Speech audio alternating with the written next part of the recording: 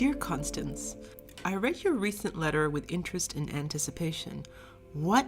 No longer required as a governess? My dear Constance, what a blow to your plans. At first I was extremely upset and flustered for you, and I'm sure had it been me, I would have fallen apart at the seams, but as I continued to read your correspondence, I felt that although unpleasant at first, things always happen for the best in the end. A teacher is a fine and noble profession to fall back upon while you investigate this mysterious business regarding the disappearance of your Uncle Lucian. I was astonished at your decision to procure a home of your own, though. You will have to cook and clean for yourself. I would have much preferred the residence of a hotel, where the services are available to me and all is done in my absence without much organization on my part. Also the loneliness. At least in a hotel, the manager and the attendants are always around for a friendly hello. Please keep me informed of how you get along. I am most intrigued as to the intricacies of acquiring and setting up a place of your own. I cannot imagine where to begin, and I could not fathom running our home without Mother and Mrs. Farouk. Also, tell me what ended up happening with that poor dog you rescued. What an appalling man. Are there many disorderlies roaming the streets on any given day? And inebriated at that time of the morning? Dear Constance, where in the world are you? Please take care. Yes, the newly founded Indian National Congress is the very center of the conversation at every dinner party we host. Of the many heated discussions I have witnessed, opinions tend to belong to one of two thoughts.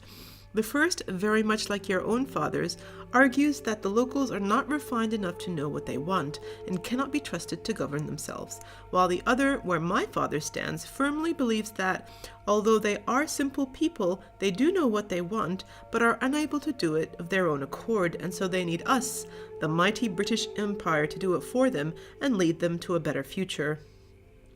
Both sides I find intolerable, shallow, arrogant, and downright chauvinistic. Father has tried to explain to me that his opinions stem from a sense of responsibility and care, but I still don't agree. Why can't the Hindustanis rule themselves as they please? What did they do before the British came along? Some argue that British India was not grand until the British Army colonized it, but when you wander out to the villages, there seems to be a lot of social order and a sense of life and livelihood. The Indian slums, as some vehemently refer to them, are only such because they have been restricted to those areas and denied the freedom to roam, gather, and hunt. That is what man ultimately is at the core of it all, and when denied freedom, he reacts as a caged animal does and is further denigrated to the status of uncivilized. How would we feel if another nation came to our homeland and decided that we were not capable of running it for ourselves? Oh, but do not get me started, Constance. How my tongue and my opinion have landed me in hot water over this topic. Mother has banished me from participating in these discussions, as my opinions have resulted in many astonished looks or raised eyebrows among my father's guests. Mother assumes her stone face, as I call it, and when I question her later, angry at all the vile things that have been said, did she hear them? Didn't she care? How can she just sit there? She merely shrugs her shoulders and with a tired expression replies that she leaves those conversations for Father to handle, while she tends to making the guests comfortable and ensuring the evening goes according to plan. Oh, it upsets me so. I will never marry. How can I tend to guests when the very person I am feeding has hate in his heart for the very person who has cooked his meal and is serving his dinner? As for extending the privilege to women, dare I dare it, Constance? Dare I? Will there ever be a platform for such a voice to be heard seriously? Of course, classrooms, parlors, and secret societies dream of such times, but these people have not come to dinner at my house, where Father brings home the staunchest supporters of colonialism, where man sits on high below woman, slave, and beast. But enough of politics. Let me tell you of my recent adventure. It all began the day I went to visit the orphanage. It started off as ordinary a day as any. Mother and I met Abdu at the General Hospital, where we picked up our supplies of vaccinations and medical equipment and headed out to the St. George School and Orphanage on Punamali High Road. On the way there, Mother and Abdu filled me in on how the sisters working here are always visiting and locating potential children from the Madras military male and female orphan asylums and relocating them to the orphanage. Mother has strictly forbidden me to ever visit the asylums, which only makes me want to see them more. She says there are great horrors to be seen there, of children abused and mentally insane, banging their heads against the walls and scratching out their eyes. As she told me of such horrors, I looked at Abdu, who sadly nodded, confirming her stories. Perhaps I will not rush to visit the asylums after all, but must remember those children in my prayers every night. Upon arriving, we gathered our supplies and headed into the grand 3-story building. Everything inside was in wonderful order and looked very much like a well-respectable organization. We met briefly with the sister in charge, who kindly escorted us to the nurse's office where we set up our vaccination station. When she said she would be back with the first classroom, I jumped up and asked if I could be allowed to join her, as I was dying to see the children in their natural environment. She nodded her approval, and as I turned, I said, "Dr. Abdu, would you like to join us?" I positioned him between my mother and I, and pleadingly implored him to say yes with my eyes. He smiled and turned to my mother. "Perhaps I should accompany Miss Flora to make sure she does not disrupt the children," he said wickedly. My mother gave a small snort and waved us away as she continued setting up, and Abdu and I were free to follow Sister Philomena to the classrooms. I was delighted to see the children's faces when we interrupted their lesson. I could not help waving at them as Sister Philomena introduced me, and some of them waved back, parroting my motions. Sister Philomena asked them all to form 2 neat lines, and I quickly dubbed my line Flora's Brigade and the other Dr. Abdu's Army. The children giggled, and I quickly set the wheels in motion, marching them to my mother. I knew that the concept of getting a needle was not a nice one for any child, and thus was hoping to bring a little bit of gaiety to the whole affair. Most of the children fared well enough, although there will always be those who are not so brave, and for those little ones, I sat them on my lap and whispered words of prayer and sang little tunes of nonsense as Abdu came at them with the needle. It was at one such time that I felt it happen, that warmth in my solar plexus, the heat in my cheeks. I was very fortunate to be wearing my short Regency ladies' gloves, or else everyone would have seen my fingers glowing. I was shocked by how quickly and how easily my powers had become activated, but in hindsight, I shouldn't have been surprised, as I was responding to the child's fear and interpretation that it was in mortal danger. This was the first time my powers had manifested since I'd been back in India. I have been negligent since leaving the academy to maintain my nightly routine of awakening, nurturing, and conserving my powers. For it to awaken like this so suddenly caught me off guard. The child went into a kind of stupor then, and did not react at all to the quick jab of the needle. Abdu seemed alerted at once, because he placed his hand on the child's temple and said, "How odd.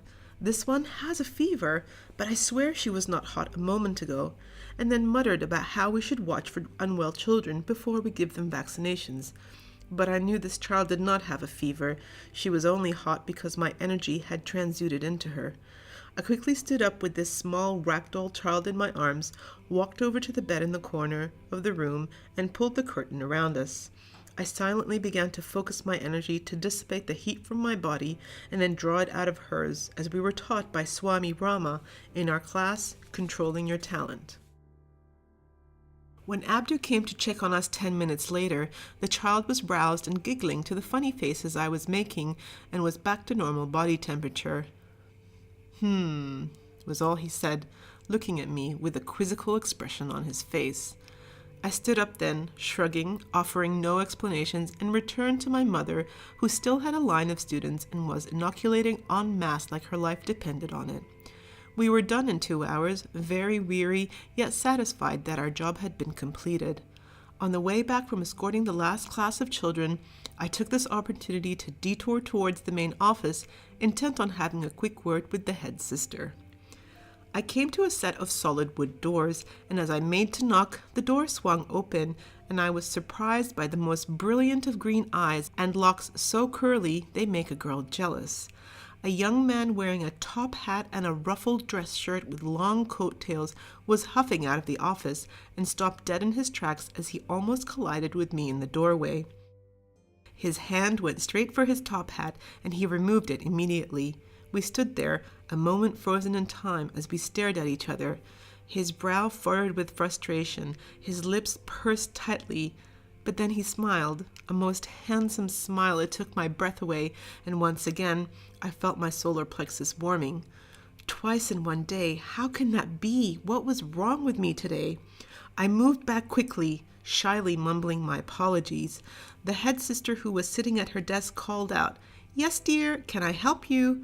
And the young gentleman sidestepped the doorway. He gestured for me to enter, put on his top hat, and started walking away down the hallway. As I regained my composure, I took a deep breath and dared to turn around to look at him. He had apparently been thinking the same thing, because our eyes met again, and he touched his hand to the brim of his top hat in acknowledgement. I turned away at once. How embarrassing to be caught looking after a man. My mother would be mortified. My brief meeting with Sister Marguerite went as well as could be expected after that. She confirmed what my mother had told me about locating children of sound mind and potential as prospective candidates for the orphanage. She also briefly explained how the system worked in India. Children who were without home and family were picked up off the streets by local authorities and either brought straight to St. George's or taken to respective asylums just for the sake of being removed off the already crowded streets. She also confirmed that there were several orphanages of different patronages, all working for a common cause, and that they would often meet to discuss progress. I asked her to keep me apprised of these meetings and if I would be allowed to attend the next annual general meeting, which she kindly agreed to do. She also suggested I meet with Reverend Frank Penny, the garrison chaplain at the fort where my father worked, who had many active religious and philanthropic activities on the go. I was on the right path, I knew it. I thanked her kindly and stood to leave. I was gathering my nerve to ask her who her previous visitor was when there was a knock at the door, and Sister Philomena came in with my mother in tow. "There you are, dear. I knew you'd be here." Mother, why must you always interrupt me at the most crucial of moments? We said our goodbyes at the door of the orphanage, and as we packed our supplies upon the rickshaw, I happened to glance across Poonamally Road to see the handsome stranger leaning against a tree staring at me. He touched his hand to the brim of his top hat again and smiled. Thinking quickly, I pulled out my pen and paper pad and jotted a message and folded the note into a tight wad. As I sat in the rickshaw waiting for the driver to join the throng of the busy road, I started wrapping the message into the end of my silk scarf.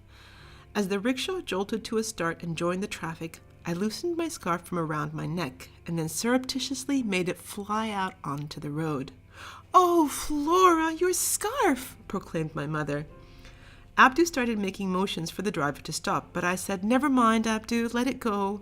It's ruined now anyway." I looked over and saw that the stranger had indeed seen my scarf fly and was walking towards it, although how he was going to procure it and remain alive was another matter. I closed my eyes and focused on steadying my racing pulse and flushed cheeks.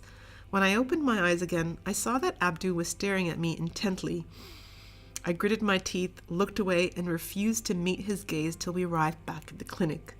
The rest of that day was filled with clerical duties, which I performed diligently, also logging my own experiences in great detail in my own little black book. Who was the handsome stranger, and would he indeed respond to my message? I could not help but remember back to Mrs. von Schneider's contraband and spies preparation class and her mantra of question, observe, and reflect. He was definitely new to Madras, and dare I say India, and had the air of Europe still around him, judging from the frill of his dress shirt and the top hat. Definitely not military, not medical, and not working class. A philanthropist, perhaps. Obviously wealthy and confident enough to walk the streets of Madras without an escort. I spent the afternoon lost in what-ifs, and the rest of that evening sketching top hats and ruffles of dress shirts in my little black book. I also made a mental note to invest in some private calling cards to have at the ready for future necessary occasions. I also resumed my nightly routine to keep my secret from ever activating unbidden ever again. The next day, I was up early and eager to get to the clinic, yet had to control my impatience in front of my parents at breakfast and wait for the clock to dictate our routine exit ceremony at 7:45. I walked quickly from the hospital to the clinic, and as I reached the doors of the establishment, my handsome stranger blocked my path. "Good morning," he smiled, touching the brim of his top hat, and I detected a definite European accent. I was right. "You seem to have lost an item of clothing," he continued, pulling my scarf out of his pocket.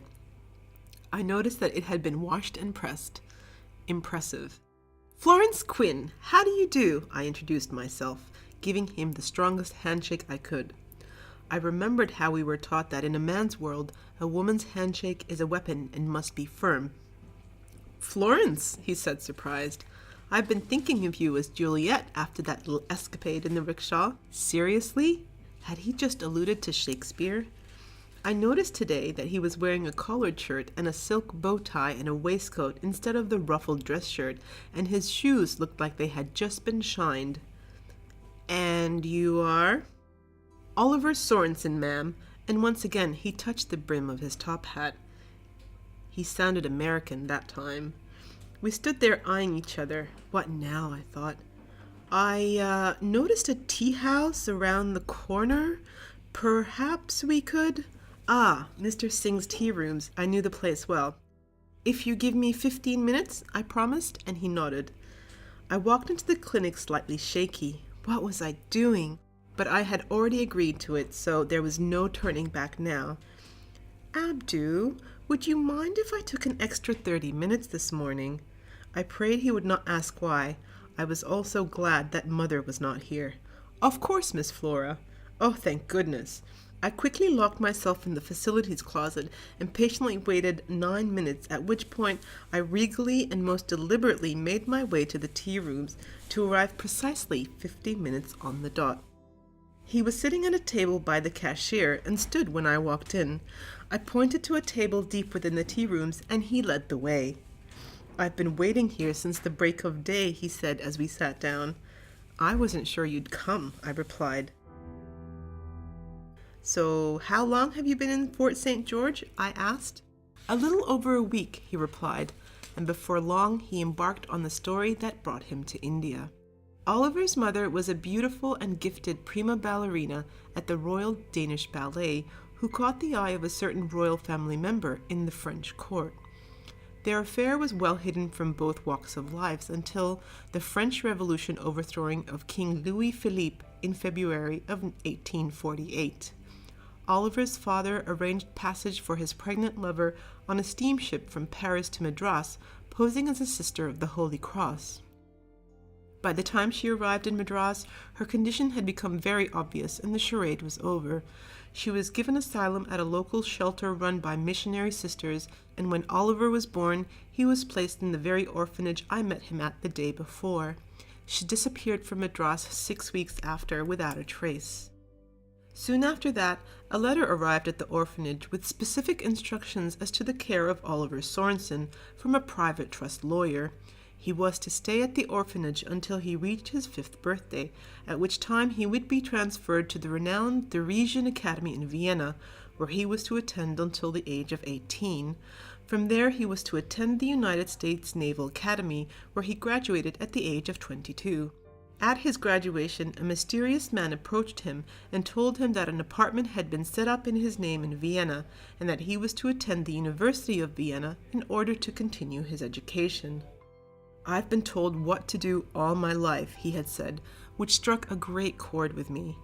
I was sure that being female was the only reason why I was constantly being micromanaged, yet evidently here was another unfortunate soul, and male at that. "So, what did you study at university?" I wondered. "Philology and cultural studies," he grinned. Philology? I had never heard of such a thing. "Philology," he reaffirmed. "Surely you mean philosophy." I was convinced I had heard it incorrectly. I had to attend every dreary day of it, I can assure you. Philology. And that makes you, I was sure my face must have looked very confused, a philologist. I covered my mouth as I giggled, and I noticed that this made him laugh too. He had dimples. Oh, be still my heart. But before we could continue our conversation any further, there was a commotion at the front of the tea house, and I heard my name being called. Miss Flora! Miss Flora! It was the voice of little Sanju, a boy who frequented our area and whom I sometimes employed to do chores for me, along with a few other familiar boys. Let him in, please. He's with me, I said to Mr. Singh, who was looking very upset that his respectable tea rooms were being disrupted by street urchins. What is it, Sanju? Mr. Abdu, he go crazy! And he let out a cacophony of Hindi in association with very cross-looking expressions that I could not hope to understand. I find you! I find you! Yes, Sanju, you found me. I'm here. But I could hardly believe that the gentle and calm Dr. Abdu could ever go crazy. I turned to Oliver. I'm sorry, but I must go. Flora? He arched his eyebrow. Flora Rose, to be exact, I replied, and I turned to walk away. Wait, he stood. When can I see you again? But before I could answer, there was yet more disturbance as one of the street boys stole a bread roll from a table and made a run for it. Mr. Singh's eyes looked like they were going to pop out of their sockets. Oh, never mind, Mr. Singh, they're just children. Here, let me pay for it. I quickly paid for the stolen bread, and with Sanju pulling on my hand, I held on to my hat as he ran me back to the clinic, shouting, Dr. Abdu! Dr. Abdu! Menu sako dundaleya! Over and over again, which must have made for a very interesting sight for everyone on the street to behold. We arrived at the doorsteps of the clinic, out of breath, to see a very worried-looking Abdu.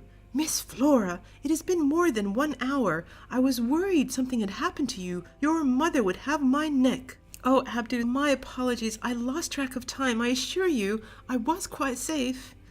Abdu and Sanju exchanged words, after which Abdu slipped him a few coins, and then, as we turned to go in, Sanju said something else which made Abdu turn to ask Kaun, which I know to mean who.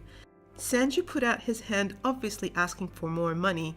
Abdu fished a few more coins from his pocket and deposited them on the small outstretched hand. Shri Badi Tupi, giggled Sanju, and leapt out of the way as Abdu made a friendly swipe for him. Abdu, really? You're just as bad as he is. Inside, I took off my hat and street coat and hung them in the office. What does Badi Tupi mean? I asked. Abdu looked annoyed. It means big hat.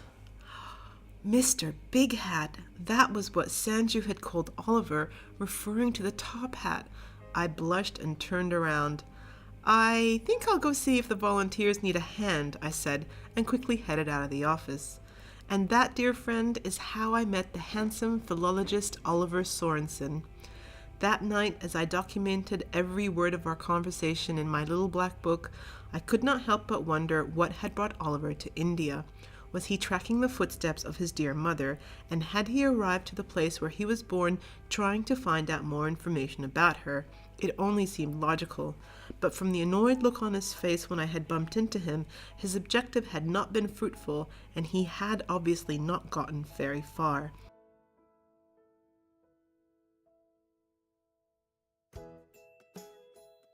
I was pretty sure that I had not seen the last of Oliver, and I was pretty sure that I was going to help him any way I could. I will keep you updated. Yours truly, Flora Rose.